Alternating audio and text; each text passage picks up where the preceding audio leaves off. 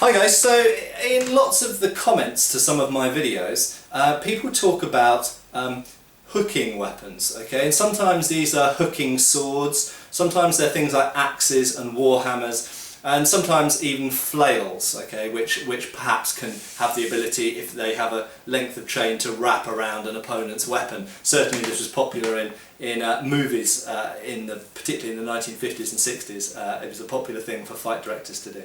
And in actual fact, yes, one of the virtues of any kind of weapon which has a transverse element to it is that you can hook in various ways. You can hook parts of people's body. A popular one in modern reenactment, for example, is to use bill hooks to pull a person's lead leg forwards.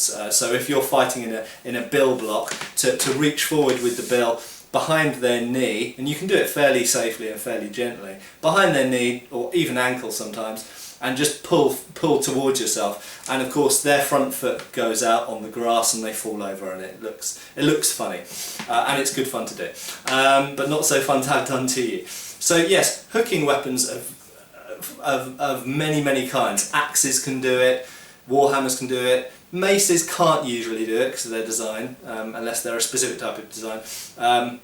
Many pole weapons can do it, pole axes, halberds, bills, and so on. Okay, so their hooking is a useful thing, is something that you can use in techniques. And a typical example that's shown, it's done in lots of fight choreography, is I'd show one here. So say I've got a warhammer and I swing at the assistant's head here with the warhammer, aiming to put the point in their head, and they're going to parry with a half sword block. Okay, so in here, bam, they parry. What I do at that point is I use my point of the warhammer to pull towards me, in other words to break down their guard, and then bam in the face, either with the end of the hammer or if you have a spike on it, even better. Okay, so this is a typical technique you see done in lots of stage choreography. Okay, now the point I really want to make in this video is that when you join with another person's weapon, when your weapon joins with theirs, there is a moment at which, if you have the initiative, yes, it can go in your favour like we just saw. Okay? However, it can also be a really risky move, because when your weapon joins with theirs, their weapon's also joined with yours. It becomes a two-way street, and so it can be a really risky manoeuvre, because if I go to hit the person in the head and they block, and I start to pull towards myself and they shift what they're doing, oh crap, I just got thrust right the way through the chest. Yeah, maybe they got hit slightly in the side of the hand with a warhammer, that's going to give them a bruise at worst, but I've just got thrust through the chest in a half sword thrust. Okay, let's look at that again. So I go to swing, I go to pull, and they yield. Instead of trying to oppose me, so as we can't hear, instead of them just going "Arr!" and pulling and trying to oppose, in which case if they do that, I can come underneath with a pommel or something like that. Instead, I pull this way, they yield with it, go with it, I'm dead, or at least very badly wounded.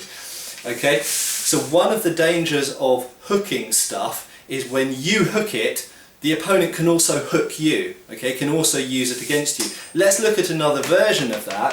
If I go to strike at the head here, and I go to pull, but say this person's a bit stronger or got better footwork, better place, and they pull, suddenly if I'm off balance, or if my feet are badly placed, suddenly I'm the one being pulled. Okay, so it's always very dangerous joining your weapon with an opponent's, because they can do things to you which maybe you didn't anticipate.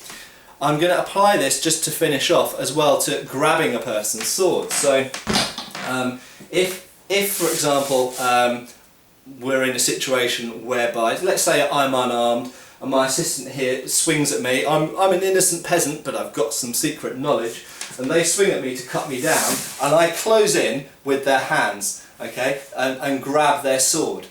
If at this point they release with their left hand and move it up to here, there we go, and they can easily put me into a half sword position, or a throw, or bring the point around to thrust me, or they can pommel me, they can do all sorts of things. Okay, so it goes the same for grabbing people. It's like wrestling, and there are wrestling holds where they're essentially equal, okay? So it's always dangerous when you join part of your body or weapon to the other person's body or weapon.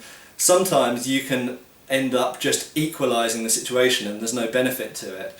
Or even worse, you can end up in a position whereby you're just giving them a technique to do to you. Okay, so something to think about. Cheers!